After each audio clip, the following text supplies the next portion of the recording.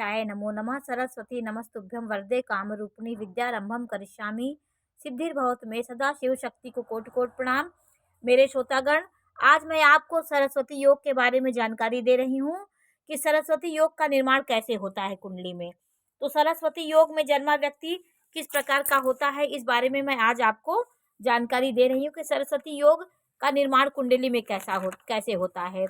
देखिए, इस कुंडली में मैं कर्क लग्न की कुंडली बनाई हूँ। उसमें ये 3 ग्रह गुरु, शुक्र, बुध, ये 3 ग्रहों की युति आपकी कुंडली में कहीं पर भी हो, 3 ग्रहों का फल केंद्र में त्रिकोण में कहीं पर भी हो, तो ये योग जो होता है ये बहुत सामंजस्य वाले होते हैं। आपके तीनों ग्रह एक साथ बैठ के उस भाव को या जहाँ दृष्टि डालते हैं तो वो भाव बहुत बली होता है।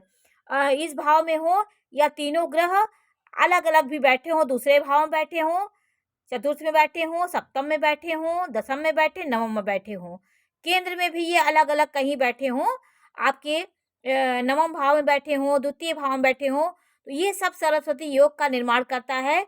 ऐसा व्यक्ति लग्न में बैठा होगा तो पंचम को देखेगा, गुरु पंचम को देखेगा और भी ग्रह सप्तम को देखेंगे।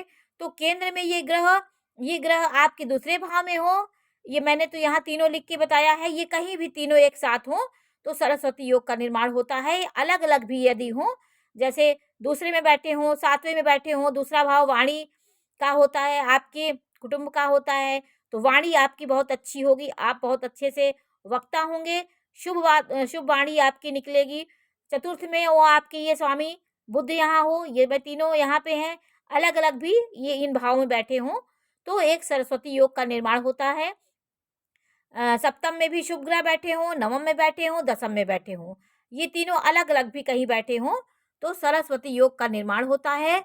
सरस्वती योग में जन्म लेने वाला जातक विद्या की अधिष्ठात्री देवी सरस्वती देवी की कृपा उसे प्राप्त होती है। ऐसा जातक धन एवं विद्या से युक्त प्रसिद्ध कवि, लेखक, वक्ता, पत्रकार और संपादक बनता है। वो व्यक्ति जातक उत्तम दाम्पत्य सुख को भोगने वाला होता है, क्योंकि सारे शुभ ग्रह एक साथ हैं। बृहस्पति भी गुरु दाम्पत्य का कारक ग्रह होता है और शुक्र भी विवाह का कारक ग्रह होता है। ये एक साथ हुए तो शुभ ग्रह एक साथ बैठे हों तो ये आपको उच्च कोटि का सुख प्रदान करते हैं। ऐसा व्यक्ति अपने दाम्पत्य जीवन में यापन करने में ये बहुत अच्छा होता है। पुत्र पौत्र से युक्त होता है। ये वैज्ञानिक बुद्धि संपन्न होता है। विद्या के क्षेत्र में इन्हें समाज में सरकार द्वारा सम्मान प्राप्त होता है। ये विद्या के प्रति बहुत ललायित होते हैं, विद्या से समाज में बहुत अच्छा मुकाम हासिल करते हैं। शुक्र भी गुरु हैं और शुक्र भी दैत्यों के गुरु हैं, अपने गुरु हैं। बुध भी बुद्धि और ज्ञान का होता है। तो वे शुभ ग्रहों के साथ तीनों बैठे हों तो ये सरस्वती की उत्तम कृपा इस जातक को प्राप्त होती है। तो ये जो भाव शुभ हैं, वाणी भाव में शुभ ग्रह बैठे हों, चतुर्थ में बैठे हो जो सुख मिलता है, सप्तम में बैठे हों शुभ ग्रह तो आपके दाम्पत्य को अच्छा, और नवम भाव में बैठे हों, दसम भाव में बैठे हों, ये ग्रह एक साथ कहीं बैठे हों या अलग अलग बैठे हों तो यही फल आपको मिलता है। माँ सरस्वती की कृपा इनके जीवन में अपार बनी रहती है। जातक बहुधा शिक्षा संबंधी कार्यों से आजीविका को प्राप्त करता है। लेखन से, शिक्षा से, ज्ञान से ये अपने धन को अर्जित करता है और ये व्यक्ति समाज में एक प्रतिष्ठा, और इनसे कोई भी बात होगी तो व्यक्ति अपने अपने ज्ञान को लेने के लिए आपके पास आएंगे। तो ये गुरु होता है, गुरु का ज्ञान फैलाने का ये काम होता है।